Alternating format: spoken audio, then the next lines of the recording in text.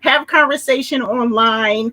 We're going to keep that like mellow, because I've been I'm waiting to talk about some of the things you have going on. I'm like super excited. You motivate me like every day because I can't wait till I can move so that I can get a space. It goes both ways, Leslie. I'm excited. Yeah. Sorry. My connection keeps going weird. Let me try something really quick. I apologize. I don't know. I'm going to keep powering through it. Sorry, guys. I just want to apologize in advance. My Wi-Fi connection isn't the best. And you sound good. I can hear you clearly. You sound fine to me. Okay. You just kind of froze right there, but your voice is fine. I see that face. Everyone, Denali is, I know. She's having a little bit of technical difficulty. That happens to us sometimes. Hello, everyone. There's New England Betty Boot, my good friend Lizette. New to you, Steels and Specialty. That's a mouthful. Hey, friend. So as you come on, everyone say hi. I love to see our friends. I love to hear from you. I'm sure Denali would love to hear from you. Denali, for people who possibly don't know who you are, just tell everybody like who you are real quick. Yes. Okay. Well, hopefully I am someone right now with good internet. Let's just keep hoping for that. I'm Denali. I go by the username El Ducho or El Ducho Thrift, and I'm a full-time reseller. I live just outside of Seattle, Washington. I'm married. I have a son who is 9 years old. I said 8 the other day. Oh, you just had Can't do that. And yeah, I sell on eBay, Poshmark. I mean, I'm like Leslie. Leslie and I are very similar in a lot of ways. Like, I make money where there's money to be made. Yeah. So, I mean, that right there says it all to me. Nothing against anyone else. No. Making everybody, no wrong way to resell. Exactly. There's totally no wrong way, because that's like the difference in a person who just says, I'm gonna stay right over here in Posh, right? Where a person's like, you gotta move over to eBay because it's some money. Like if you don't learn, if you've never done it, right? Mm-hmm. That is really important to me. That if you at least try it. Yes. Something. And the thing I will say is I don't sell on eBay, but I'm like Denali. I'm hustling. I have 2 websites. I have 2 private websites, but I'm doing only 2. I would have thought you had like. Oh my God, seriously, like just Google. But like it's like you have to kind of keep going, right? Yeah. You have to take care of your family because once this becomes full time, it's your hustle, right? So talk a little bit about what you've been doing lately since we've been in like stay at home, keeping cover. Right. It's been an interesting few months. I'll make a long story short, but back in December, I had found an office space in a building that leases month to month, which is like a small business owner's dream, right? And it was my dream to have an office space for this business. I moved it in there. And then when March came, early March, I was like, ooh, this is starting to get a little weird. And I kept taking the temperature in my building, like, are they going to offer us like a discount on our lease or anything like that? Unfortunately, that didn't come. However, they did say close to the end of the month that I could get out of my lease and not pay a penalty for not have notifying them like 10 days earlier or whatever. Right.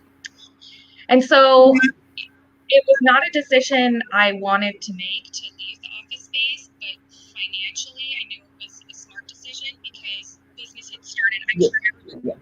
Your volume went down. Oh, talk louder? Yeah, there you go. When you move back, your volume totally got it. Okay, I'll stay close. Don't look at my pores. If you have HD. So business started to slow down, much like everyone else's mid to end of March. And I made the tough decision to leave my office space. I did. And it was a smart decision. It was really hard. I was incredibly depressed for probably, I was going to say 2 weeks, but it was longer than 2 weeks, probably like a month, really, to really mourn the loss of it. Because it was like a little bit of I felt like I was taking a step backwards. Now I'm viewing it differently now because I had to go through all of that, right? Here I am, I'm 2 months later, I'm back in the same building and I'm in a bigger space, which is exciting. And I'm here because while thrift stores were closed and I had no opportunity to source. I spent the first month really focusing in on my own home. What can I sell here? Back to basics. And then I started looking into liquidation, something I was very scared to do, never wanted to do, had no interest in doing. And I pushed myself just to do something new, and it ended up being the right move for me. So yeah. So anyways, here I am. No, but that was because I wrote down like little notes because I'm checking you out, and that's what you do. I mean, no, seriously, I want to tell people that like even from me, or if you're looking at Denali, you have to think about where we started off. And that's why I like having these conversations, because it's not about someone being bigger than someone. But the other piece, the biggest piece I want everyone to take is looking at that person and learning and watching the growth. Because I love the fact that Denali just said how she had gotten a little depressed. That's real life stuff. You can't get any realer than that. Like, that's what I love, because I don't want to hear anybody going, yeah, it was perfect and whatever. Real life stuff, going through the stuff that we're going through right now, like this, everything that we're going through right now. I don't know what our parents and our grandparents, we can see the stuff in the storybooks, but what we're going through now is going to be in the history books for the next however long. So it's just like, we have to figure out how to navigate. And so the one thing is, you got a bigger space because you're liquidating, you're getting these pallets.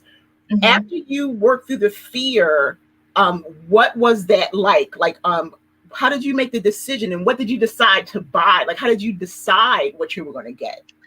Yeah. So I was lucky enough to have some people in my life who are already ordering liquidation. And so I did have some resources. And I know that's one of the reasons that people don't go into liquidation, is because they're not sure where to start. Truly and honestly, I now being on the other side of it, just go to Google, just start typing in liquidation. It's not going to be hard to find at all. People think it's harder than it is.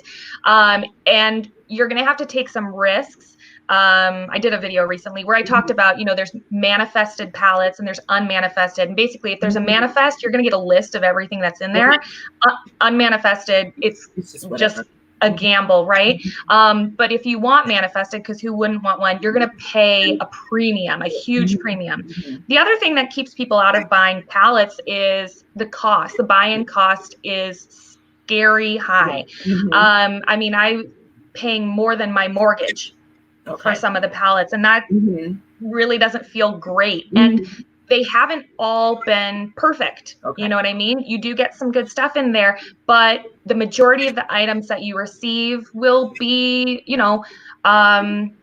not high-end brands, essentially, is what I'm saying. It's not a box of Gucci, I promise, despite what, and social media, like you said, is real life. Social media is a highlight reel. And so when you see people unpacking their pallets, myself included, right? We want to, me or anyone else, right, is going to show you what they're excited about, but they're not going to show you, the 30 pair. No, I actually got like 50 pairs of men's shorts in 2 different colors, which is great. I'll still sell them off, but that doesn't excite me. That's not like getting some Burberry or something like that. So the pallets was the really scary decision, right? To be spending, to send a wire transfer for $3,000 from your bank account.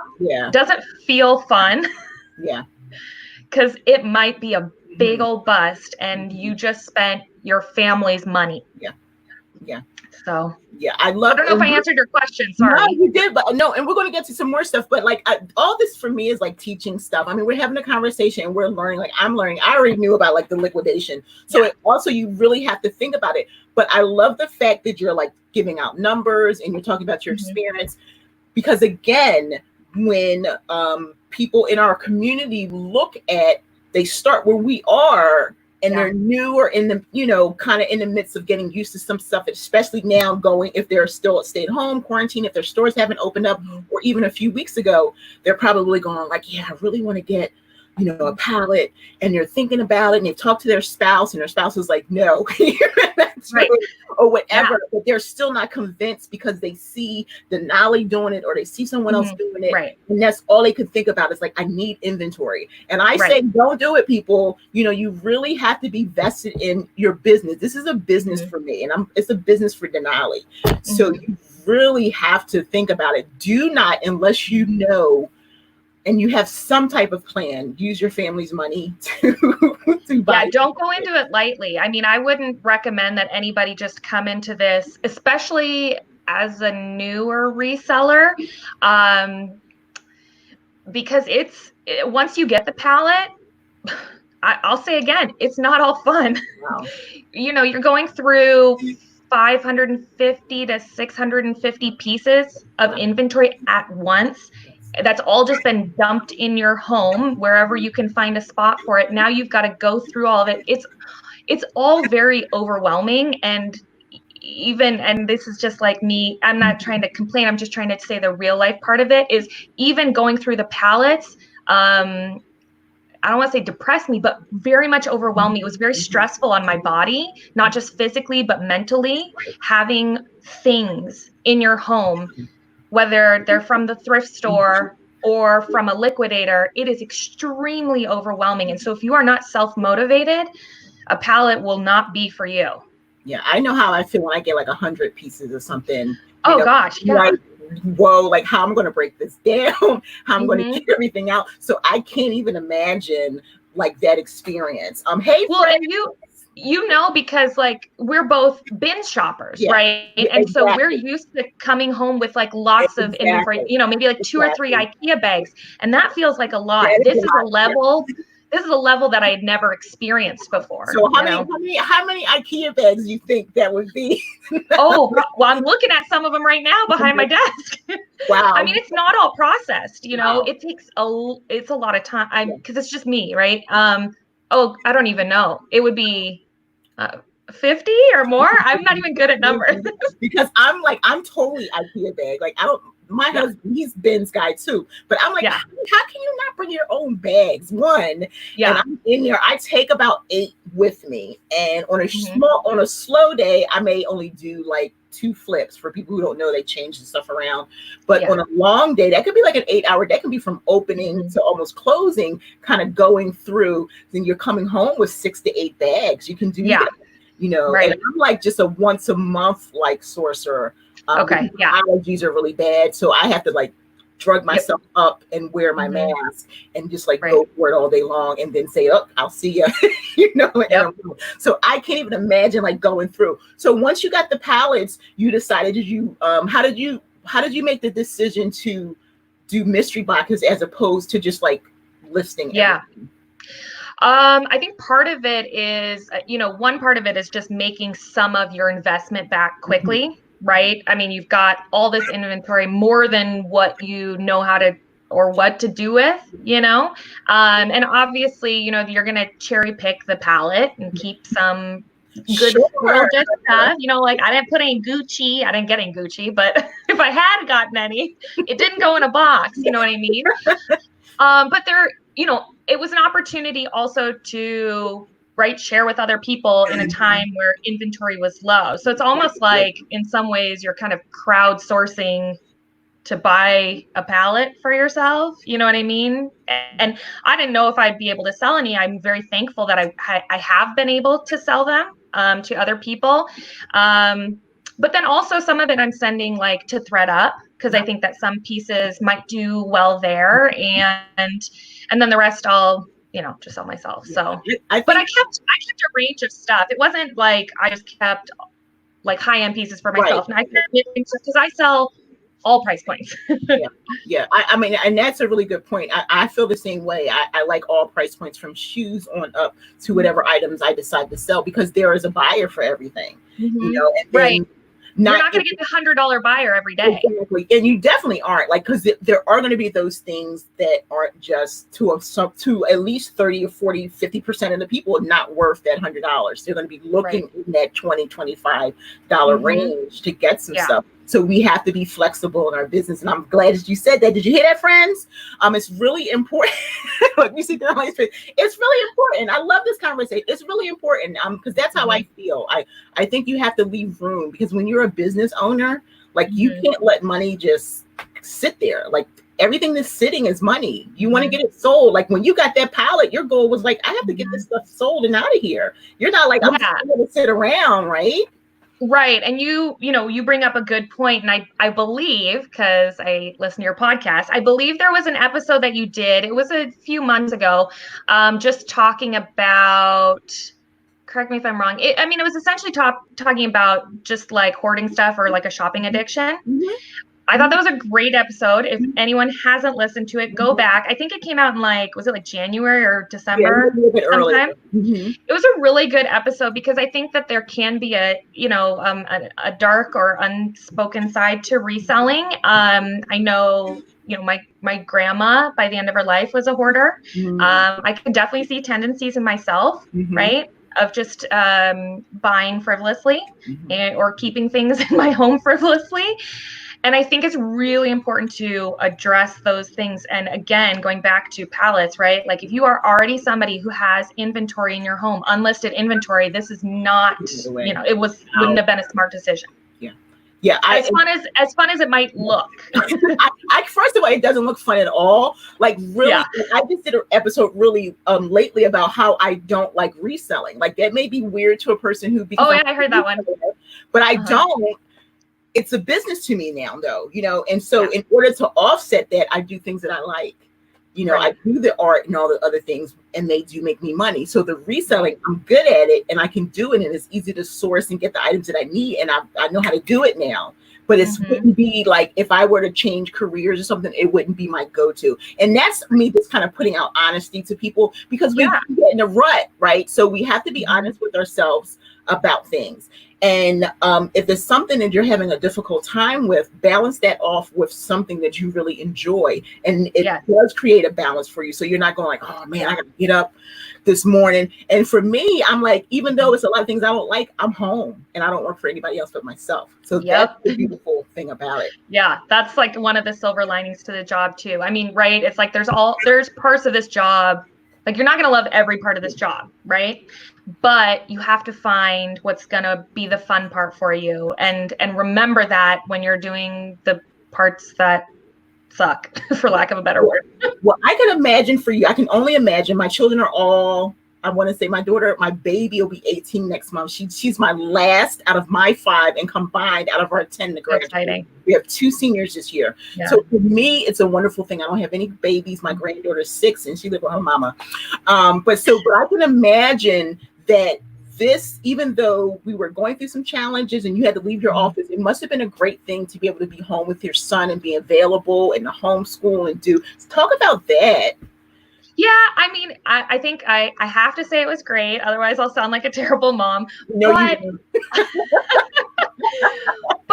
you but what I quickly realized is I'm not a teacher. I think I joked in one of my videos and I said, when I was little, I wanted to grow up and be a teacher, but I am not teacher material. And I enjoy working. And so for me to, it slowed down, right? Everything slowed down for all of us, right? And it slowed down when I moved back home. I didn't have inventory. And I don't know if anyone else can relate to this, but I felt just like frozen. Just like those first few weeks, like, what do we do now? Yes. So, somebody tell us what to do. Yes. When are things, when's it going to be okay to go back outside? You know what I mean? Like, where's the information? Somebody tell us what to do. So I felt frozen in that way. And yeah, so I don't know. It's been difficult navigating it. I mean, it still is, because now that I'm back in the office, he's still not back in school, right? So done, right? Yeah, they're doing it all at home. And so, right, he has to wake up in the morning for a Zoom chat with his class. And then that only lasts for 15 minutes, though. 15 minutes? No, maybe it's 30 minutes. I can't remember, because they do like 15-minute ones and 30-minute ones. But nonetheless, I mean, whether it's 15 or 30 out of what would have been a 7-hour day for them, that's 6.5 other hours that now it's on us to make sure that he's still learning, right? And that's tough, because he's at home and he sees his Nintendo Switch or whatever else that he wants to do. And so I don't know. I don't really have a great answer. I tell people, I'm like, don't ever look to me for work-life balance, because I don't have it. I can't even imagine doing it. Like, I can't imagine, because I tell people all the time, I stayed at home because I had 5. That was for financial reasons. It wasn't because I just, let me stay home with my children. So I stayed home for 8 years, and I homeschooled on purpose. So like, I probably would have appreciated a little bit of digital help with, right now, but I did everything. I had to come up with my own, curriculum and all that stuff. And the internet was still kind of just coming out. So people wanted money. So I had to get really, really creative. Thankfully, I have very intelligent children. I have like 3 that like math is like their thing. I'm like, good. I don't have to teach you the new math. I didn't have to even get involved. But then I have 2 that both had IEPs, so they were like struggling. My oldest daughter, who's now 29, man, I would cry some days. I would be crying like a baby because she could not get it. That was before she got tested and stuff, and I just was like, what? And then I had to do it on the spectrum, so that's a whole nother learning experience and IEP and stuff like that. So I can't even imagine.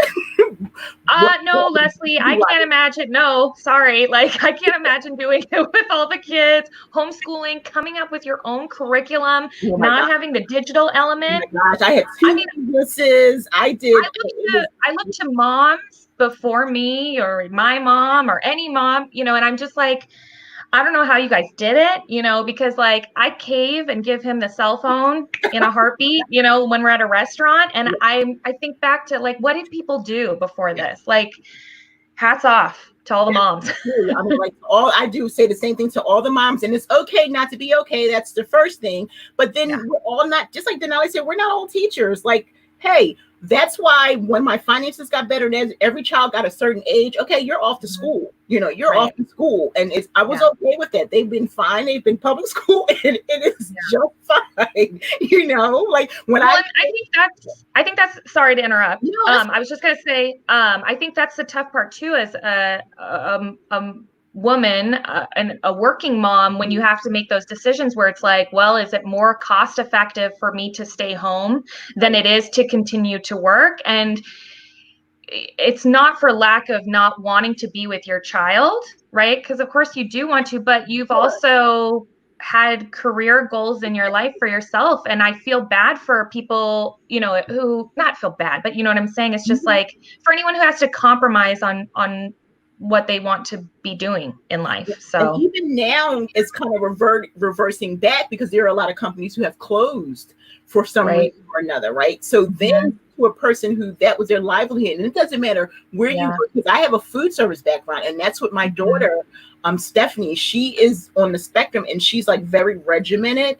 So her being out of work is like crazy. She works at a college, so college is closed. And me being in the food service, the restaurant that I worked in years ago and a couple of the cafes, they were closed for weeks and weeks and weeks. So I can't even imagine if I was still out there trying to, be a baker, be a cook. It's a challenge. But when someone takes that away from you and you come home, you feel the same way. You're like, wow, I was doing something. And that's how it feels like for people who don't have a side business or anything else, and that was their go-to. That's where all their friends were, right? They have their little lunchtime friends, and they would meet after work or whatever. And now they're home. So it's really, that's why you hear these people who get into such a state of depression and different things.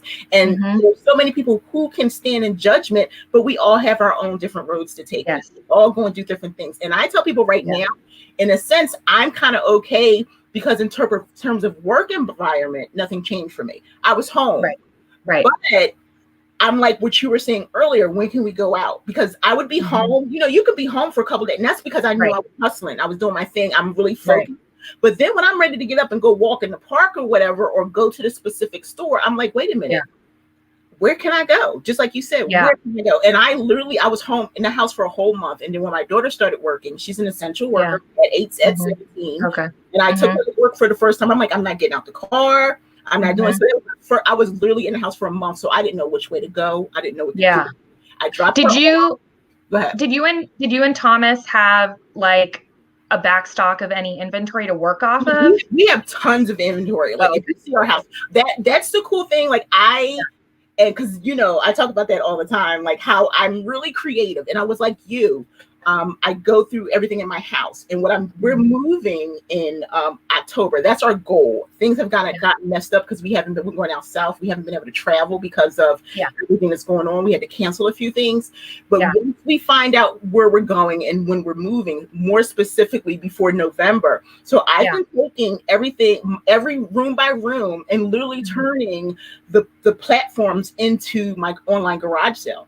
So every week I go through a room, pull everything out. I trash stuff, and then I take everything that I can sell, and I slowly take photos. And then like I've been looking and doing some different inventory. I'm moving more into the vintage, and it's amazing to me how many resources are out there. I've been doing a little ThreadUp, but I sent ThreadUp 10 boxes, so I'm doing a whole lot of things. And I think being home has really pushed me and stretched me.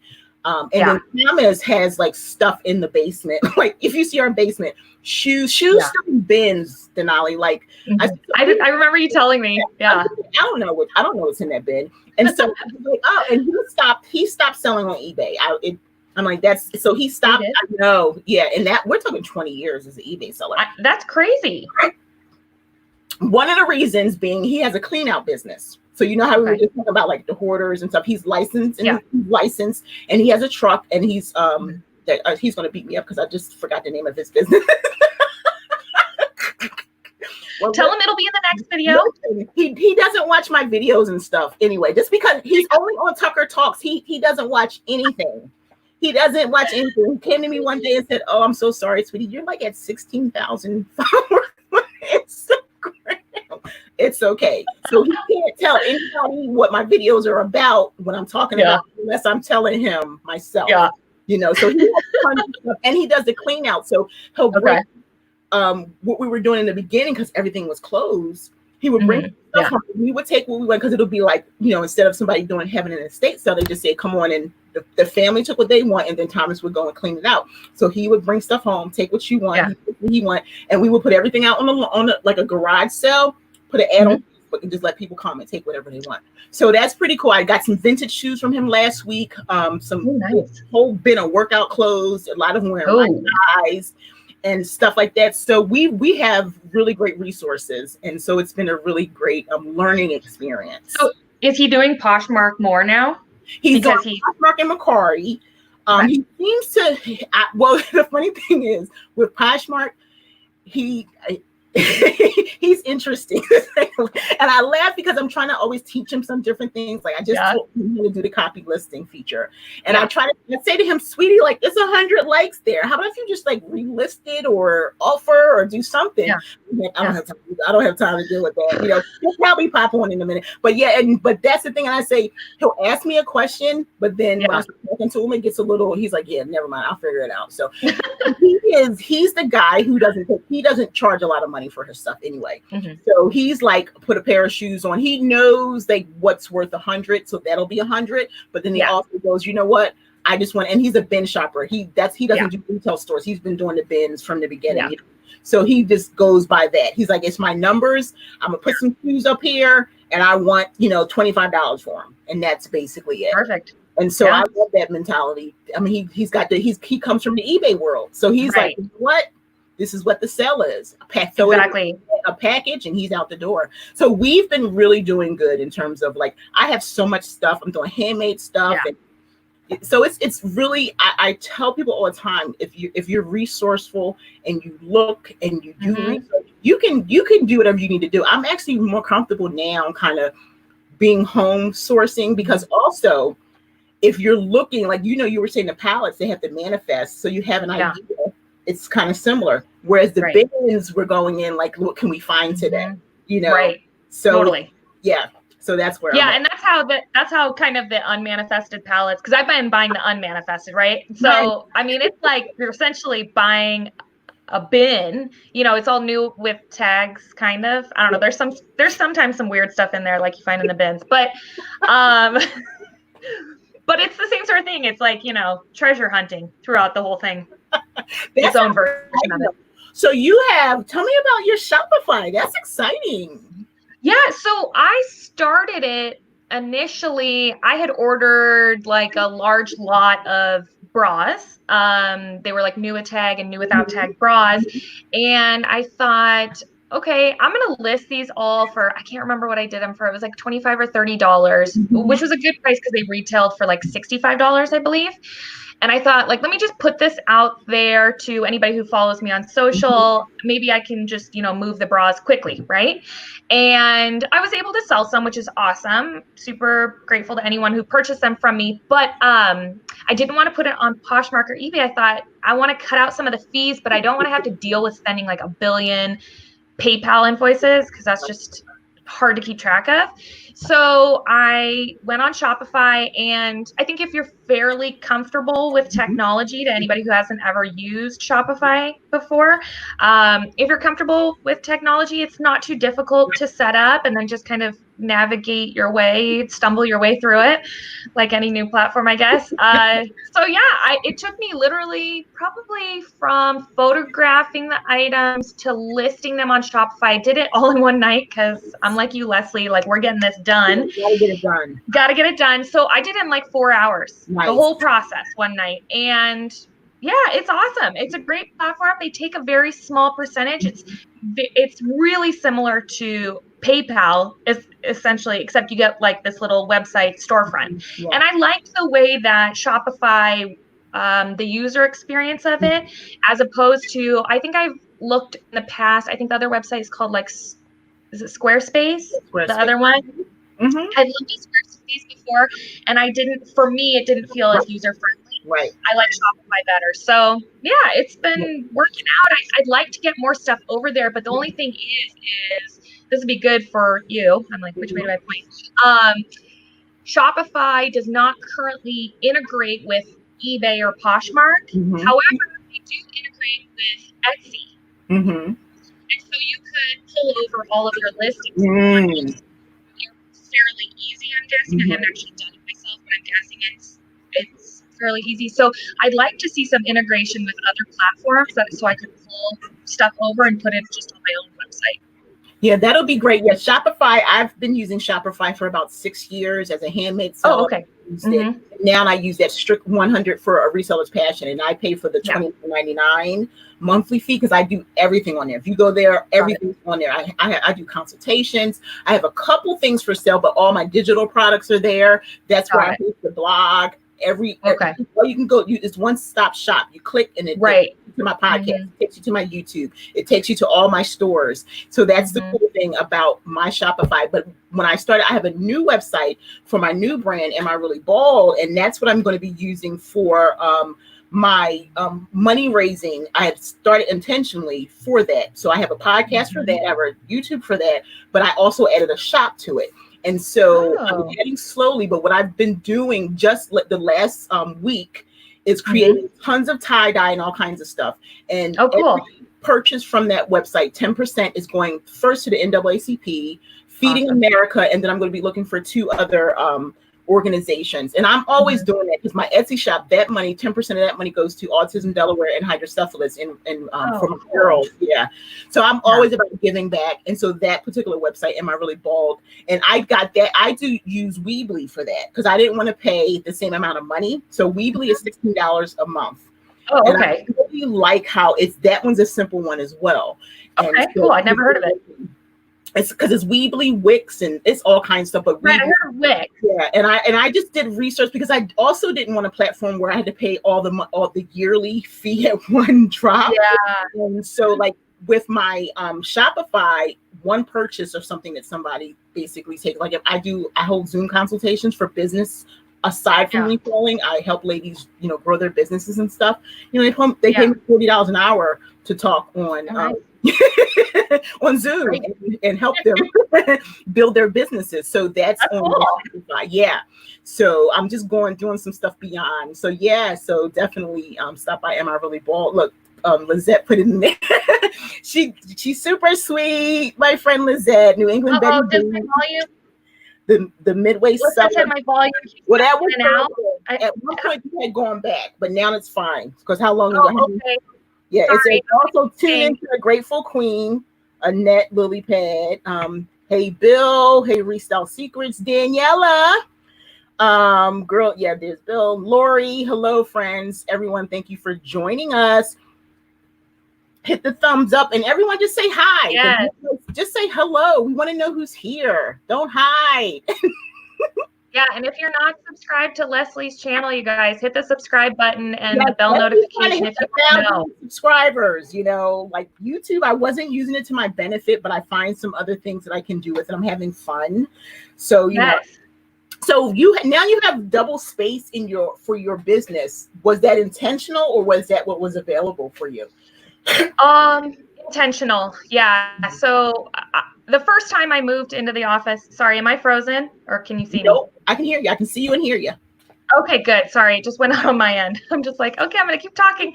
The first time I moved in at the end of December, pretty much right when I moved in, I had already outgrown the last space that I was in. And that one was about 230 square feet. This unit that I'm in now is 430, and it feels very spacious. I'm not tripping over anything. Obviously, I'm paying more for it. I got a rate that I was comfortable with. And it's month to month still, which is great. That's very nice for a small business. But yeah, it's awesome. I love it. Like, I just feel, Leslie, I feel so so much happier. And I know that for some people working out of the home works. My home, we were at capacity. My home isn't a big home. I don't have a large home. And my inventory was everywhere, in every room. It had a presence. I am similar to you, I believe. I am a workaholic. And so if I see the work in front of me at home, I do not exactly stop. Yes. I do not stop ever. Like, it's like, we're done eating dinner. Cool. Mama's going to go take some more photos now, or I'm going to go list some stuff, or I'm going to go do shipping for the next day. I don't have balance in that way. I just can't. It's not in my DNA. And so having this space feels really good for me. And I hate to use the word sanctuary, but it turned my home back into my sanctuary. That's good. So you have like a worker's hours. What time do you say you usually leave your office then? Well, I think, again, I'm just still trying to find my new normal, and I've only been in here for like 4 days now. I mean, prior to quarantine, I did have a decent schedule. I would drop my son off at school in the morning. That was around 9 o'clock. Then I would be here in the office by around 9:30, 10 o'clock. I would start my shipping for the day. I like to knock that out first, especially just if I want to catch the mailman doing the pickup. And then I would do any number of activities. I'm sure everybody can relate. It's like, well, if there's clothes there that I just sourced, I'm going to photograph and list and inventory all of them. And if there's no clothes there because I'm out of everything, then it would be a sourcing day. But now that I'm in this bigger space, and if I do want to continue with liquidation, I don't see it solely being my business, because I think I'm a bin stopper through and through. I do want to hire an employee, which is like scary to say, because when you've been self-employed, doing this yourself, it's scary to think about bringing somebody else on that you're going to be responsible for, not just in terms of workload, but financially. And you don't want to mess it up, and you want to do it right and all that stuff. So that's my next step. That's when we move. I have to figure out, we need a little bit of land, because I want my own building, but then I think about, like you were just saying, if it's on my property, will I be in there all day? But still, it'd be my separate space, because this is my sanctuary. I mean, I did create my office in such a way that it's almost like a lounge with a rolling desk, and then I have to get out of my chair to go downstairs and take photos. I force myself to move around, because if I don't, I'll be stuck in this red chair, and that more than that 15-pound quarantine pound, so I can't wait until I move, because then I can try to figure out where we are, and I got to get to know a whole new area. I want my own building. Thomas wants a 2-car garage, because we do work from a townhome, so we don't have the storage that we could, and it would be great for us to each have our own space. He has his own office. I'm away from him, but it really would be great. Now for me though, I kind of I will work until I drop, because I don't have anyone to be responsible. And the cool thing is the way that our family works, my children have been cooking, 100% since they were like 8 years old. Everybody's been washing their clothes and doing all that. So the only person I take care of is me. Thomas washes his own clothes. I may cook once or twice a week. I don't have any babies. Everyone, I grocery shop based on what everybody wants. They give me their list, and that's their food, and they cook and stuff. So I essentially just take care of myself. So I just have to say, okay, Leslie, it's, get your face out of the laptop, move away from this space. I have a rolling desk, so I push it out of the way. I put the tablet down and I say, okay, now you take a half hour to watch some TV or whatever, and before I go to bed, I'll read. But I can go. I will go. I burnt myself out this week where Saturday or Sunday, I was beat. But I love that feeling though. And well, it's like, I think what it is, we like working. That's part of us. It's in us. Like, I look at my grandparents and my parents and it's like, I think I just come from a family of workers. Is that for you also? Do you come from a family of workers? Definitely. And I think it's really important. And it also shows our children too. Like they're getting a little business. Like I would never force them to do the business. Both of our young girls they were selling on Poshmark, and now they each have individual jobs. And then of course my daughter Stacy, who's Peach Boutique, she's home. So she's running Poshmark like full time. And so I'm like, that helps that we're showing them our work ethic. I always want my children to go. Like my son, the last time I talked to him, he's in Korea in the Army. We always have these talks in this hour that we can, squeeze. And he just reminds me of everything I instilled in him. He has me crying every single time we talk. Like, he's 21, and I'll just say, just make sure you watch your money. He's like, Mom, you don't have to worry. I got it. Because I teach them about paying themselves first. People didn't teach me that when I was growing up. They didn't talk about money. They hustled and they did their thing. We were fed, and I never went hungry. But no one said that and says, look, you don't want to be in debt. You need to take care of this. Don't do that. And that's what I try to do with them. I'm like, if you have a job, yes, you work, so take a portion, but make sure you save first. Make sure you do that first, and then say, okay, what would I like to treat myself to this week? And then the rest. Like the 17-year-old, I pay for not like anything college or whatever. Really, she has a job. She works a full-time job. She makes good money. She's a CNA at 17. I don't need to whatever. She just got an iPhone and some iBuds, and I'm like, but what she does is she has a budget, and when it's done for the move, because and she saves. She paid for her own. She paid for her own down payment for her dorm, her own tuition, her what was it, to hold her space. That's what she's done. I looked up and she's, Mama did it. She's good. You raised her right. I'm like, wow, I was not that responsible at her age. It's just really important because I also want to instill in them. I from the day they were born, I was preparing them for the day that I will no longer be here, and I think that's really important. And I tell them it's not because I might die. It's because I might be somewhere else. Like I'm moving to another, city. I'm moving to North Carolina. My daughter's going to school in Miami. My youngest, and then everybody else is already doing their thing. So that's what I want them to understand, that there will be a time that you have to really make decisions and think for your own. And that's really important. Well, I hope you get your separate building. I mean, again, that would be something that I would love. But if you saw where I live, it's very, I live in like a new development, and a lot of those new development homes are very close to each other. Really, I don't have room for another building. Do you have backyard space? What? Do you have backyard space? Yeah. Okay. So I do, but we have the largest backyard in the community, and it is, I believe I'm going to say it wrong. I want to say it's 15 by 30 feet. Oh no. And that's the largest. That's the largest backyard in the whole community. Yeah. So I don't have, it's like, I so wish, I mean, I do and I don't. Right? I wish it could be at my home in a separate building. Yeah, I would love it because I'd still work all the time, but it would be a separate building. Yeah. But it just, unless I moved, it won't happen for me. My mother's already down North Carolina. She's in Garner. We're I don't know where we're moving. There's so many small little areas. You realize that when you're looking for a home, you're like, it's not just Seattle, Washington. It's these little tiny spots. Right. So that's the same way here and anywhere you go. And I'm like, I couldn't afford her neighborhood.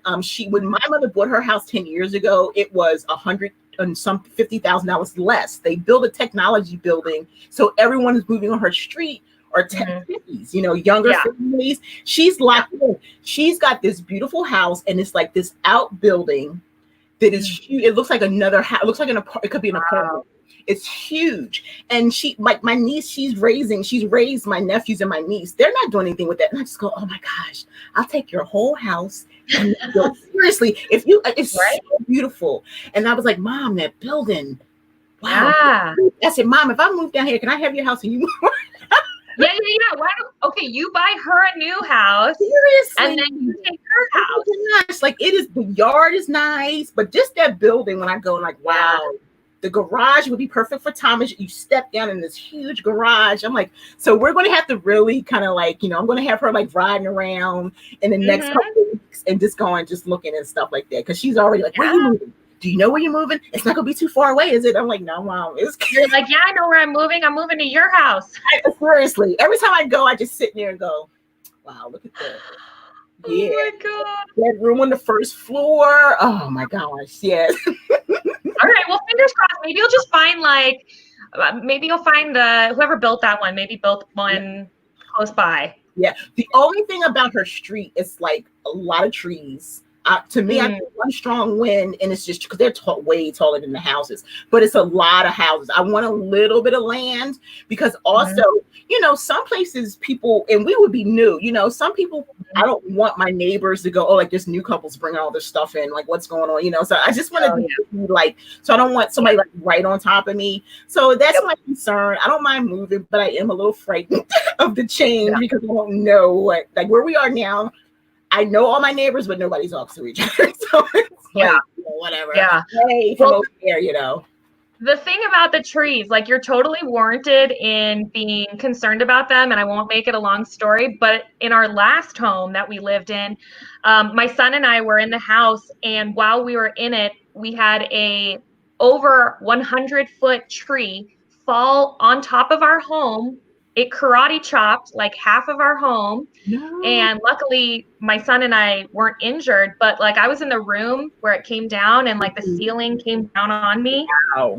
It was crazy. So being up here in the Pacific Northwest, I love trees. I'm a tree hugger, but there is something to being mindful of them in your space. So like the guy across the street, the tree is like right there. I say, Thomas, one strong wind and it's going to go. It is. That's what it is. It's windy days. And what I learned from it later is that the most like problematic trees are when it's just one lone tree. It's better when they're in groups because they can all take the wind together. But if you just have those like long, tall, skinny ones, those guys can't take strong winds. Yeah, and that's my daughter and I were driving 2 weeks ago, and the tree had fallen and crossed the whole lane. Like we had to go over the divide and turn around. And so you never know. It's like people who it's like I tell people, I say hire an arborist. It's like $50 or $100 to just come out and survey the property. Yeah. It is the best $50 you will never regret spending, just for peace of mind to have somebody tell you the trees look good, nothing's dying, etc. Yeah, thankfully we rent the house that we're in, and the people who happen to own a tree business. Okay. Yeah, so that was so cool because that was my concern when we moved in. We have a tree right on the other side. I'm like, what about the tree? So he comes every now and then. So thankfully, and if anything were to happen, they pay for it. So exactly. There you go. We're owners when we move, so it's going to be such a different thing. Like, that's different. That's going to be a whole. For 8 years we've been here. It's going to be like we have to pay for everything, but we won't have to pay for any children. So that There you go. That's the most expensive thing.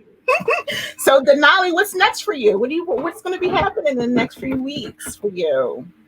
Gosh, I don't even know. It's June now, I guess, right? I don't know. That's it. Well, I've pretty much unpacked everything here in the office. What I am staring at as I talk to you is there's probably about 10 boxes of stuff that I had packed up that was unlisted items from the pallet still, my last pallet. So I just need to work my way through it. I took basically the last 4 or 5 days off just because of the move. So now I need to get back into the grind. I need to start photographing, just doing all the things that make this business continue to grow. If I could have a wish come true. Maybe I'd love to think that a month or two from now, I'd maybe have an employee here helping me with my business, doing the things that take up a lot of time, which is, again, going back to photographing, putting things into inventory, have somebody help me with shipping, that sort of stuff, so I can focus on sourcing, or just, again, like yourself, thinking of other ways to diversify my business. You're somebody that I always look to, because you are just, no, you're always good. I mean, when we talked for the podcast, right, and we had our private conversations twice, just the level of things that you're always thinking about to do inspires me and makes me want to do better. So I'm grateful to have you as a friend. You made me cry. For me, it's been quite the experience. I was talking to somebody else on a Zoom chat today, and I said, I'll be 51 next month. And I said 50 was like literally a year that I never even thought, not in terms of my life, but I experienced so many things that I never thought. And it's not that I didn't think I could do things. I know I can do anything I set my mind to, but so many windows and doors of opportunity opened for me last year. 2019 was such an incredible year. And going into 2020, there are challenges, but I think if you kind of focus on not taking your eyes off of what's going on the outside, don't take your eyes off of that. Find a way to be inclusive and do something that you think will make a difference. But also, you can really only control what happens to you and your family, and that's the way I've always looked at it. I can fight so much for other people, but what happened to my family? So I've done so much as a parent for 29 years, preparing them for just about anything, like the things that are happening. My children have been born and raised to deal with this already. And it's a shame that I have to do that, but I raised them to how to be Black in America. And that's just how it is. But it's been such an experience to meet the people that I've met. And I'm really choked up about it, because it really has been. It's beyond, for me, like meeting you, Daniela, Lori, all these beautiful people on here. It goes beyond what we're doing. Yes. And, so many people, just being the people who have come on the pod, opening their hearts and their lives, that, and I can only deal one-on-one with people who are real. Like, there can be a whole lot of people who may interact with me, but I can only really one-on-one who's real and telling real stories and giving back and teaching. I think that's really important. And so you do that for me every day, and so many other people. I watch that hustle, girl. I watch it. So this is the last thing. Look, I got a kid texting me. My oldest, my 29-year-old daughter. She in herself is amazing. She's the one I told you, she had IEP. She struggled for years. She went to college. I mean, it took her 6 years to work her way through a 4-year college, but she's getting her associate's degree. And to me, it is a phenomenal accomplishment, knowing how to struggle through. So as a parent, like, my children are the 5 greatest humans I've ever met in my life, Yeah. So not everyone can say that, but they inspire me just to step out every single day and do things that I never imagined. I can't wait till I can travel so I can go places and meet more people.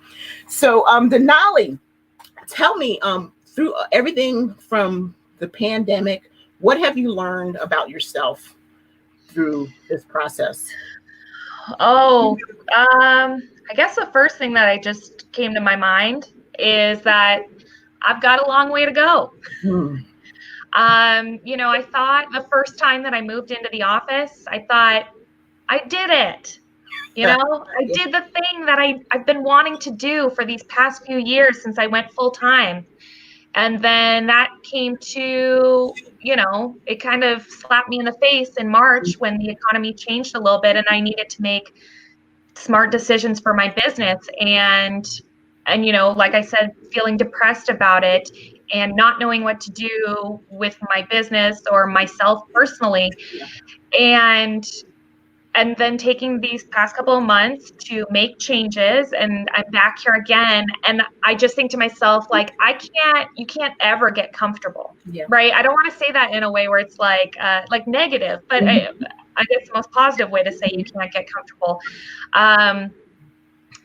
Just to always be thinking ahead of what comes next or what's going to be the smartest thing for your business. And that doesn't mean changing your business model every 10 minutes. I'm just saying, don't think you've got it all figured out. And I never for one second think I have it all figured out in life at all. I learn from people in this community every single day. Everyone has a voice. You and I have talked about that. Everyone has so much to offer. I think that that's something you and I strongly believe in, is just that there are so many people here that we can learn so much from and can be a resource for us. And so, yeah, I don't know that I remember your initial question, but that was good though. I'm going to piggyback off of that, like what Denali was saying. My business model, I'm on Instagram and social media. I use that as an extension of my business. But what I'm doing is purposely and strategically going into different people's pages because I want to see what they're doing. Like it may be one tidbit that you didn't even know. You're like, oh my gosh, like I've been doing this for so long. So I learn from the community every day. Yeah. For people who know me personally, my name is Leslie. My business just happens to be a reseller's passion. So when you think of a reseller's passion, then you go, oh, that's Leslie. That's how I want it to be. I don't want you to think of me as a reseller's passion. Right. That was something that came along with me just being my true authentic self. And every day I'm learning. That's every single day from every person I meet.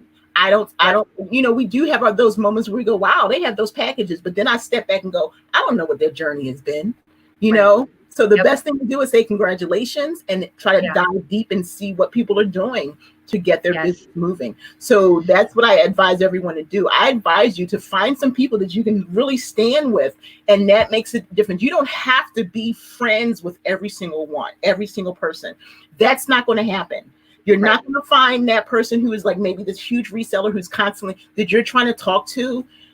People they're growing their businesses. So you can't take offense to that. So you're going to have to just kind of figure out this little group of people that you can talk to back and forth and just grow your community based on that. I'm a community builder. I'm all about that. And so people who have my phone number, that's a whole different story in itself. Like I have it. Hello. You got my number. Yeah, no, I agree with you. It is. And I know, again, we've talked about this. I can't remember if it was privately or publicly, just about finding your own community within this community and to be honest with yourself that, not everybody can we're all working our business and I know that you probably try and answer every DM that you can. I try really hard to answer every DM that I can.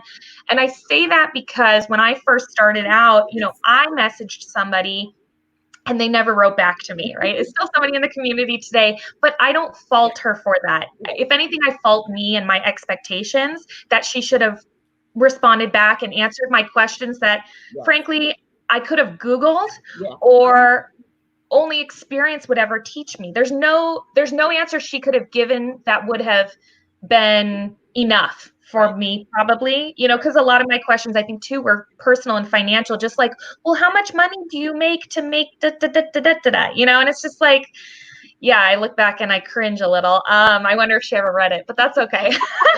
I know you can go in and see seen, and that's the thing because I did email her. It wasn't a DM, so darn it, I should have done a DM.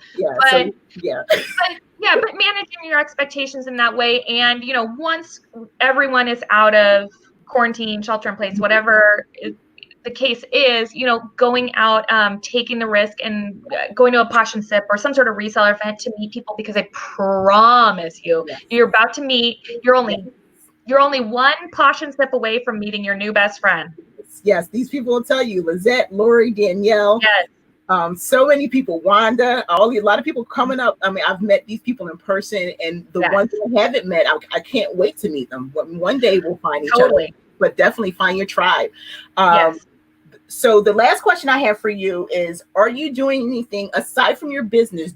Is that your love? Is that what you're working on to fulfill you? Or are you doing some other things for fun? Do you have self-care day, or are you reading? Or are you watching something? What you watching, Danielle? No. It's funny. I recently messed up my ankle, and so I've been going to physical therapy, and the physical therapist said to me, he goes, so, he's trying to make small talk. He goes, what do you do for fun? And I said, I don't have any hobbies. I said I work.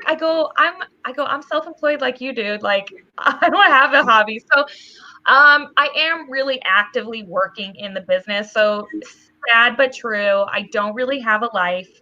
I mean that in the most literal way. Um, my time is spent otherwise with my family, my son and my husband, and or my extended family. Most of my close family lives in state, which is really nice. And I'm trying to think what else. And I do like to travel. My friends Tiffany and Hugo are in the chat. Oh, guys, that's ship quick if you don't know that, people. Yeah, and I was so lucky, thinking about getting emotional. I was so lucky to meet them and as well as many other people. This past year, I met them at eBay Open 2019 and they welcomed me into their home. I've stayed in their home. I've held their bunnies and their cats and it's just I never would have thought. Hugo, I might be knocking at your door again. Denali is describing it so well. I don't know now. I think you were saying they run a great bed and breakfast for any reseller. You never know. We're knocking at the door. You be like, it's me, it's Leslie. Leslie, I'm sure you're welcome. I'm sure they would love to have you. And they'll take you for tacos or whatever, good ramen. My language right there, both of those. Exactly. We'll love you both. Yeah. But what about you? What are you doing for fun? Well, the cool thing about, I tell people that because I work from home in my office, I've created such a Zen kind of lounge. Yeah. So my TV is in front of me. 2 years ago, when I put this room together, Thomas bought me a smart TV, and my desk pulls away. So I have a big red chair that I'm always working on. And even if it's kind of going in the background, I may be sharing or doing some stuff. And I tell people that what I try to do with my business is just make it fun. So I'm not overthinking it's such a chore. So if I have a couple minutes, I'll say, you know what, I'm gonna take a couple minute break and I'll, turn up the volume and I'm watching Netflix or Hulu or whatever. And if in even sharing, I tell people, if you can't afford a VA or something, don't make it seem like it's so hard. Yeah. Sit in front of the TV and say, okay, oh, my show is on. Bam, bam, bam. You're done sharing. So that's what I do. People, how do you share? Whatever. It's just everything that I do is I do it with intention. But I do love to read. There's a book by my bed every night, and then I try to binge watch on some different shows. So I'm forcing myself. More so just because I'm older, I got to move around because my knees are trying to talk to me. I do have carpal tunnel, so I have to kind of get away from the computer and doing some things because I'll wake up with this in the morning. And so I have to start purposely. So I'm ready now to get out because I'm used to going, even if I was only sourcing once or twice a month. I missed the bins. Thomas went, but I'm not ready yet. They just opened on Monday. Oh, they're open? I'm not ready yet. And they're only letting in, this is the week to try. So he went on the first day. Yeah. And he's like, oh, they're only letting us in waves. And you can only you have to tell them when you go in the door if you're going for clothes or if you're going for hard goods. You can't go all in. Yes. And they're kind of you can't be with somebody. It has Thomas and I would have to you can't have, it can't be, or if you have a child with you, they don't recommend that because you have I know. And this is usually not strict. I usually pretty hard bins. So I said, you know what? I'm going to give it a few weeks. Now he's funny because every time Thomas goes to the bins now, he'll text me, I met another one of your fans today, And I said, well, you have no pictures. What was her name? He met the first day right next to him in line was a lady. Her name is Lizette with a Z, not my friend Lizette. Oh, okay. She drove all the way down to the bins from New York. The only reason I know who she is because she happened to message me and said, I ran to your husband today. And I say, oh, okay. Because he's describing her. I'm like, sweetie, it's 16 people in my community. I don't I don't know. But that he's every time he goes to the bids, you're Leslie's husband, aren't you?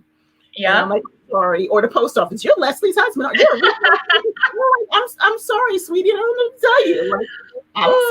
But you know what? Now that you guys have Tucker Talks, he's going to start getting recognized. Yeah. So I want, and I keep, he's also on, Instagram. He's slow with it. I want him to start kind of moving into the, But Denali, I don't want to keep you. I really appreciate you coming on today. Of course. Thank you for asking me. going live with me tonight. It's been so much fun. And everyone who joined us tonight, I don't know if you were silencing yourselves or anything like that, but I thank you for coming on and spending time with us. Everybody hit the thumbs up. I don't have it on my phone, but whatever amount of thumbs up there are right now, there aren't enough. Thumbs up. Set the reminder. I have a lot of great content. Tomorrow it'll be 5 young ladies, the Brown Girl Chat. And it's not because of what we're going through. I'm doing the Brown Girl Chat every month. At the end of the month, it'll be a Spanish Girl Chat. And then some other stuff in between. So it's all about, conversations. I saw your Instagram the other day with Nikki. Yes. Nikki Glow, and she'll be on the Brown Girls, but she was the person who contacted me, and she's just been doing she does a lot of budgeting and stuff. But she works for the post office, so she happened to be. She's in my chat, and she was talking about postage. And I was like, oh, that would be a great live. Come on and show people. Someone put I found it useful. So if anybody, that's tomorrow. If anybody has questions for a postal employee, they're going to be on this channel, and I got to ask questions in the Instagram live. Just in the live now when you do your live, you can't do it. You can't set it as a story, friends. You have to set it as a video. They're changing. IGTV is going to monetize. It's starting. I think in the next couple of weeks. Yeah, I read an article. They're going to be monetizing, but it is saved as a video. So if you go to my IGTV, I just saved it because you either have to delete it now. Save it as an IGTV video. And I'm like, oh, what's that all about? So interesting. I was wondering about that. I was trying to notice it, but I was like, oh, everyone's saving their stuff as IGTV. Yep. I didn't know that's but the reason I think they're doing it is because it's about to get monetized. So they're trying to give people incentive to make videos. I'm like, monetize my 150 videos I already have. Oh my gosh. Do you think it'll work? Like, will they do it for all you? Seriously. Because I was there before I was here, and I would love that. I thought I would have it. And I was like, that would be nice if they do that. But it's coming before the month is over. So if you're here on YouTube, cut up your videos. That's what I've been doing lately. I'll put a portion on IGTV, and I was like, if you want to see the rest, you have to come over to YouTube. So now you've got 2 sources. If you wonder how I'm so busy, I break it up. I create content that can go over different social media platforms. So it's not like, if you see me today, I did 2 videos in the same black shirt. I'm just holding up a different. Look, I have a shirt underneath here. That's how you create videos, friends. Quick change. It doesn't have to keep everything set up, and you can do 5 videos in a row. If it's a video that requires you to sit down or whatever, or either I do an intro and an outro, you could do that and then come with another video tomorrow. But it doesn't have to be that serious, Daniela. I love messing with Daniela. But everyone, thank you for coming on. Denali, I love you. Yes. I love your hustle. I love that smile. I appreciate you so much. I'm going to be watching. I can't wait to see what success you're having. The struggles. Keep that struggle on the page. You want to see it. I have to, man. I couldn't pretend to be perfect if I tried. Me either. Whatever. Look, this is what you get. Look, acne, Look, I don't think acne. Oh my gosh. Oh my gosh. And I have gray too. I have to shave because of this damaged part. So I have to shave, but it's gray all up here. My grandmother used to have a gray thing. If my hair grew in a bush, it would be gray. Listen, if I could find it on camera, I would show you. I have a bald spot, Leslie. Oh, really? No, we talked about it before. It's still the same one. We talked about it. It's still the same one. It's right somewhere in here. Every time I go to my hairdresser, she acts surprised. And I'm like, I'm still bald there. Oh, no. Yeah, just make sure you check with your doctor because that's how it starts. So you just want to make sure. That's how it starts in the small and then it slowly kind of goes. So you just want to make sure. Yeah. And color will speed it up. So just be careful. Oh, really? Color does? Yeah, color will speed it up because it's a chemical, so it's going to add. So just make sure you talk to your doctor first. That could be. But we're just giving. This is for anybody who's experiencing, over as you get older. After 30, it's over. Your life is just beginning at 30, but 30 is when it starts going back down. Oh, the gray started at in my 20s. I think I was 22. Yeah, my friend Stacy, she started when she was 15. She's got this long hair, and so all these long strands. I'm like, look at you. And now look at her. I'm like, oh, look at you. So you're gonna be beautiful at 40 with all this gray hair. Yeah. Keep it natural. I call it my blondes. I say I'm going blonde. Hey, where do you have to go? We're really not going anywhere until we're going, whenever stuff starts happening again, because I'm ready to see people. But I'll let this go as long as it can kind of go. Yep. If I let my hair grow, I would look like Bozo. It would be all bald and it would be hair coming here. So I just don't look right. So I'm like, okay, it's been a month now. It's time for me to shave it. Right. I know, same. That's why I'm like not in any hurry to color it. I'm like, fine. Go out. Yeah, I got to stay out in the sun anyway. So I wear a hat outside. No one cares. Exactly. No one's noticing. Not a problem. Not a problem for me. No one's seeing me here going yoga pants, my sock with this exactly. Kind of right. For all they know, we're not wearing pants right now, Leslie. Seriously. Wait, you guys have to see the video I did. Lizette saw it. I got like this fun box from ThredUp, and they sent me this little bra cup thing. Bra cups? Here they are. It's reveal cleavage. It's these little things. Have you seen these things? Oh yeah. But I picked them up one time ago at the Goodwill, not this brand. Yeah. And the Nordstrom reg price is $29.99. That's not even the actual price. That's the Nordstrom ticket on there. I can't see the price underneath. So I was like, I had points and stuff. I said, well, let me get a fun box. It looked like fun. A lot of cute stuff. Yeah. Michael's Core wallet, I can sell it. And Michael's Core wallet will pay for that whole box. So. I love it. I used to order the fun boxes all the time because you never know what you're going to get in them. Yeah. And it was a denim box today. I was like, I got enough denim around here. I'm not getting that. But another fun box, I'm getting that sucker. But Denali, I'm going to go. I'm going to drink some water. Okay. Something to make me fat. And okay, friends, thank you so much. Take care. Bye. Bye, Denali.